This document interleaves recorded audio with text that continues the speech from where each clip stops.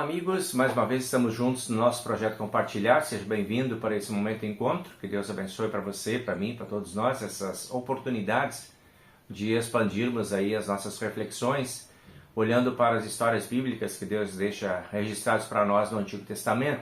Estamos olhando aí as histórias ainda no livro de Gênesis, Êxodo, né? Estamos no começo dessas histórias aí. Hoje nós estamos avançando para um capítulo novo desse conjunto de histórias que vai agora começar pelo marco do nascimento de Moisés. Então, se você quiser acompanhar lá na sua leitura bíblica depois, você poderá procurar em Êxodo, capítulo 1 e 2. Você vai encontrar isso que nós vamos conversar um pouquinho hoje aí. Então, o que estava acontecendo? Nós acompanhamos toda a história de Abraão, Isaac, Jacó, José, né, todo o processo de evolução dessa história do Antigo Testamento, até que José então chega no Egito e depois a sua família vai para lá também, é levado para lá. E eles se estabelecem pacificamente no Egito, ficam muito bem colocados, têm a amizade do faraó e se tornam então um povo próspero, crescem muito lá no Egito. Se tornam um povo volumoso e que com o tempo simboliza um pouco de preocupação para os novos políticos que vêm na sequência. Aí. Um novo faraó vai surgir e esse faraó tem uma preocupação com o crescimento desse povo judeu lá, né, que eram os filhos da família de José. Preocupação porque de repente esse povo poderia se organizar e fazer um levante político, por exemplo, né, e querer alguma coisa de conquistas dentro do Egito e que o faraó não estava muito interessado em abrir mão. Também tinha um outro interesse comercial, econômico, né, que fazer desse grande povo lá um povo cativo, de repente torná-los escravos, poderia ser produtivo para a economia do Egito. Né? Então tinha vários fatores que estavam circulando aí no olhar, estavam no radar do faraó. E o faraó então faz isso, ele declara esse povo agora um povo cativo, ele prende esse povo dentro do Egito e escraviza o povo. Né? Então tem várias ações que vão ser desenvolvidas a partir agora dessa mão de obra barata que está dentro do Egito, sob o domínio do faraó. E o povo segue crescendo. Também cresce a preocupação do faraó cada vez mais. Muita gente, né? De repente um levante aí poderia ser perigoso. Aí o faraó vai ordenar então que se controle essa natalidade desse povo. Né? Então vamos controlar o nascimento dos meninos. E vamos fazer com que os meninos sejam, digamos assim, freados, né? no seu nascimento ali já. Vamos pegar as crianças e o faraó ordena que as crianças sejam jogadas no rio Nilo, né? Para que morram. As meninas deveriam ser conservadas, mas os meninos poderiam se tornar guerreiros, deveriam ser sacrificados. Então tem todo esse movimento que vai haver aí, vai inquietar esse povo, as mães vão ficar muito preocupadas, né? Então, num primeiro momento, as mães vão tentar esconder os seus filhos e não cumprindo a ordem do faraó, né? E, enfim, isso vai criar todo um contexto que vai levar lá na história do Moisés. A mãe do Moisés também tem o nascimento dele e ela tem essa preocupação, né, de proteger o menino, até que ela conseguiu proteger ele escondido dentro de casa. E chega aquele ponto que não dá mais para guardar uma criança, que a criança cresce, a criança chora, a criança se manifesta e aí vai ser conhecida. E aí então a mãe leva o menino para o rio Nilo. Mas não joga o menino na água, põe o menino naquele cestinho para que ele vá navegando o rio abaixo. Ao mesmo tempo que a irmã vai acompanhando a trajetória, né, desse cestinho com Moisés. Lá adiante, nesse mesmo rio, né, perto do palácio, então, a filha do rei que toma banho, que está lá, né, nesse rio, se banhando. Considerem que o rio era considerado uma divindade para os egípcios, né, era um deus, né? E que essa princesa que tomava banho agora lá, ela não tinha filhos, e ela pedia sempre aos deuses egípcios, né, que lhe desse um filho. E aí acontece que vem esse menino pelo rio, que é o deus deles, num cestinho aos braços da filha do faraó, a princesa que não podia ter filhos. Ela entendeu como um presente dos deuses. O filho veio, Deus deu para ela o filho que ela queria, o deus Nilo. Então ela vai cuidar desse menino. Coisas importantes dentro desse cenário, né? Nós vemos aqui um crescimento do sofrimento do povo de Israel, desse povo que está cativo. Na condição de escravos, há um acentuado crescimento de dores, dificuldades, né? Sofrimentos que não faziam parte da vida deles até ali. E aí Deus começa a olhar esse povo agora de um jeito diferente, né? Por causa desse sofrimento e dessas dores, Deus volta o seu olhar para esse povo. E Deus vai atender esse povo que clama por libertação. No sofrimento, o povo começa a clamar de novo a Deus. O sofrimento aproxima esse povo de Deus. Que até ali a gente não tem muita notícia de como é que estava, mas eles estavam relativamente bens. Aos olhos do rei, eles eram muito bem-vindos no Egito, eles estavam bem, então não tinha grandes problemas. Enquanto a questão religiosa deles com Deus, parece que ficou meio assim, serena, né? Tá tudo bem, não precisamos muito de Deus, tá tudo tranquilo. Quando aumenta o sofrimento desse povo, o clamor do povo aumenta também. Eles se lembram de Deus agora na sua dor e no seu sofrimento.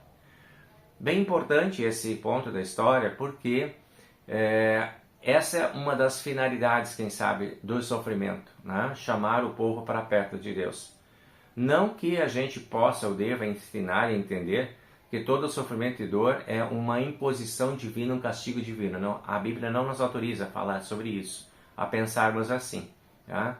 Mas que sempre que o ser humano se vê numa condição de privação, dificuldade, sofrimento e dor, ele se lembra que ele não é tudo aquilo que ele imagina ser, e que ele se sensibiliza diante do sofrimento e da dor, e que ele procura uma outra força que não está nele nesses momentos. Isso é verdade. E ainda hoje é assim. Nós também somos assim. Quando sentimos que tem alguma coisa que está nos ameaçando, que está nos intranquilizando, nos tirando sossego, nós buscamos a proteção, nós buscamos o apoio, né? Buscamos a ajuda. E muitos de nós buscamos essa ajuda em Deus, porque sabemos que em Deus está a nossa força. E é impressionante de ver que, apesar de tantos anos, né, desse povo ter praticamente esquecido Deus lá no Egito, e muitos deles terem assimilado essas religiões e essas divindades egípcias como suas divindades, a gente vai ver isso depois lá no bezerro de ouro, que eles tinham essa lembrança, né, essa memória. Então, provavelmente, muitos deles já estavam até cultuando outros deuses, mas no momento do sofrimento, no momento da dor, a lembrança era do Deus verdadeiro. O Deus Pai, Criador do céu e da terra, o Deus de Abraão, Isaque e Jacó, que foi lembrado, que foi buscado, que foi solicitado, que foi clamado. E esse Deus se deixa ouvir por esse povo que está lá no Egito. Os sofrimentos do povo sensibilizam o olhar de Deus. E isso é muito importante também, que a gente tenha clareza de que Deus ele sempre está sensível ao clamor do seu povo, das pessoas, do ser humano, que é a sua criação. Deus não rejeita o chamado dos seus filhos. Deus escuta, Deus atende. Então isso é um estímulo para nós também podermos pensar o quantas vezes nós precisamos de Deus, quantas vezes nós podemos clamar a Deus, quantas vezes nós podemos buscar e bater na porta de Deus, que nós seremos atendidos, que Deus está sempre disponível. O nosso Deus, que conhecemos hoje através de Cristo, é um Deus muito mais disponível do que este que estava lá antes de Cristo com o povo de Israel. E lá já era um Deus disponível e amoroso, já se lembrava do seu povo. Se por um lado a gente lembra da severidade de Deus punindo e castigando as pessoas, também precisamos lembrar dos atos de bondade, de amor e de paciência de Deus, resgatando, salvando e agindo a favor deste povo, que é o seu povo que está lá no Egito. E ouve o clamor do povo e manda então Moisés para lá, mais tarde. Então esse clamor dentro desse contexto de clamor do povo, de sofrimento do povo, da maldade do faraó, das dificuldades que eles enfrentavam, lá nesse contexto Deus vai providenciar o nascimento de Moisés. E Moisés então, como eu disse para vocês, ele foi colocado no cestinho, ele foi lá, a água o conduziu até onde a princesa estava, ele foi acolhido pela princesa, recolhido como um presente dos deuses. Aí a irmã que estava ali por perto já sugeriu à princesa uma mãe que pudesse amamentá-lo, né, e levou Moisés de volta para sua própria mãe. Então tudo vai se harmonizando, né, para que as coisas aconteçam a favor do povo depois. Moisés, então, ele se cria no palácio, né, do faraó. Mais tarde, depois de passar a amamentação, ele volta para a princesa. Ele é criado como um cidadão egípcio. Então, todo o conhecimento, cultura, informação, religião, tudo vai vir, né, a afetar, digamos assim, o constituir quem é o Moisés. Esse grande personagem, esse grande líder que vai se revelar aos poucos agora dentro do povo de Israel. Só que no início Moisés ele se viu muito assim impelido, né, pelas dificuldades do povo, e teve um momento lá que quando ele tinha ali a sua maioridade, estava, né, começando a tomar suas decisões, escolher seus caminhos, aos 40 anos, né, essa maturidade está mais aflorada, ele tem um ato de imaturidade. Ele vai querer salvar o seu povo, ele se incomoda de ver a punição dos egípcios, né, dos soldados egípcios, contra o seu povo, que era escravo agora, sofrimentos e dores lá, fazendo as pirâmides, construindo, né, trabalhando no pesado, tendo dificuldades, o faraó impondo cada vez mais dificuldade, exigindo cada vez mais resultado. O Moisés se indigna com isso, se levanta e vai lá para tomar providências, né, para salvar, para libertar o seu povo. Num ato heróico lá, ele se levanta e defende um judeu que estava apanhando e mata um soldado que estava punindo, e isso complicou a vida dele. Tomar providências, às vezes, de acordo com os nossos ímpetos primários, aquilo que vem na cabeça logo, a gente vai agindo e não pensa muito, pode trazer consequências. Isso pode ser inconsequência de agir de forma impelida pela urgência do momento, sem avaliar o contexto que a gente está vivendo. É muito importante que a gente avalie o contexto. Quando a gente tem uma ideia, quando a gente tem um propósito, por melhor que seja, é importante avaliar os contextos, avaliar o cenário, conhecer quem está, né, no nosso contexto, onde estão nossas forças, onde estão nossas fraquezas, onde estão nossos amigos, quem são nossos inimigos. Essa avaliação Moisés não fez. Ele levantou-se e foi lá assim, impetuosamente agir a favor do seu povo e se deu mal.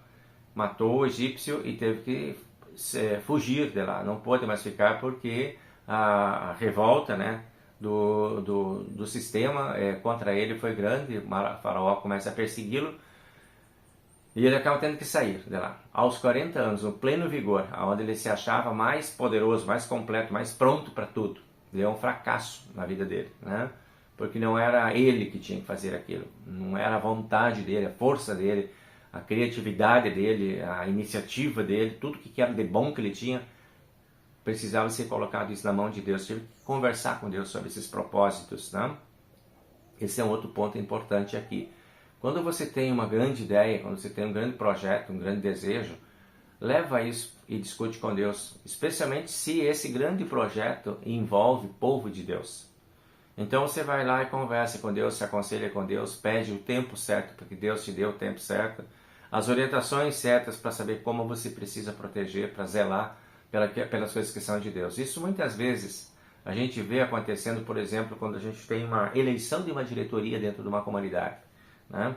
Então, uma nova diretoria. Agora nós vamos fazer tudo do jeito que a gente sempre quis fazer, como tem que ser, agora vamos fazer todas as mudanças. Às vezes, nesse ímpeto, né, de fazer tudo novo e tudo diferente, a gente esquece de conversar com Deus sobre o reino dele. E a gente esquece de pedir orientação para Deus do que fazer e como fazer.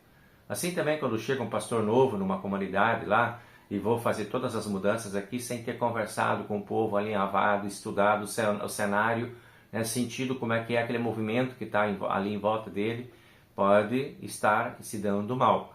Então aí, todos nós que lidamos com as coisas de Deus, que nós que lidamos com comunidade, com igreja, com povo, com famílias, né, vamos ser prudentes, no sentido assim de sermos pacientes, de sermos cuidadosos, de sermos zelosos para que nossas atitudes não se transformem em ponto de guerra e discórdia. Como foi o caso de Moisés aqui, né? No seu ímpeto, ele quis ser o grande libertador. Ele achava que ele estava pronto e que ele ia fazer tudo certo, né? E não deu nada certo, não deu nada certo. Precisou esperar um bom tempo para que as coisas viessem para o seu devido lugar e chegasse a hora que era a hora de Deus fazer as coisas através dele. Deus tinha um propósito, a gente vai ver isso nos próximos capítulos, com a vida dele. E era um propósito grande, mas era de Deus o propósito. O tempo era de Deus e os projetos precisam ser alinhavados de acordo com a vontade de Deus. Então fica aí para a gente pensar, né, sobre essas coisas. São tantas coisas que a gente pode levar, aplicar e levantar como pontos de reflexão e de preocupação para a gente também, dentro do nosso cenário, né, dentro do nosso contexto, dentro dos nossos desafios, das nossas propostas, das necessidades que o mundo tem em nosso redor, o que disto tudo nós precisamos nos tornar responsáveis, o quanto que precisamos incorporar, né, como coisas nossas também daquilo que está ao nosso redor. Tudo isso é possível, importante e necessário, mas é importante fazer isso com Deus. Foi o erro de Moisés no primeiro momento. Depois a gente vai ver que a história muda, né? O tempo vai mudar esse homem e ele vai ficar pronto para fazer aquilo que Deus queria. Ficamos por aqui hoje então com esse tópico, né? Falando sobre essa saída de Moisés aí do Egito, quando ele foge aos 40 anos, para onde ele vai, o que ele vai fazer e como vai ser o preparo desse homem aí no futuro para a grande missão que ele tem. Certo? Que Deus nos dê sabedoria, que Deus nos dê serenidade, que Deus nos dê paciência, boa vontade, para que a gente possa usar todos os dons, as habilidades, as capacidades que nós temos a serviço do reino de Deus, mas sempre aconselhados pelo poder e pela mão de Deus. Certo, gente? Um bom tempo para vocês, uma boa semana, Deus abençoe a todos vocês. A gente continua na expectativa de que na próxima quarta-feira a gente possa estar junto de novo, certo? Que o Senhor nos abençoe e nos guarde, que o Senhor faça resplandecer o seu rosto sobre nós e tenha misericórdia de nós, que o Senhor sobre nós levante o seu rosto e nos dê a sua paz. Amém. Até a próxima, a gente se vê por aí. Tchau, tchau.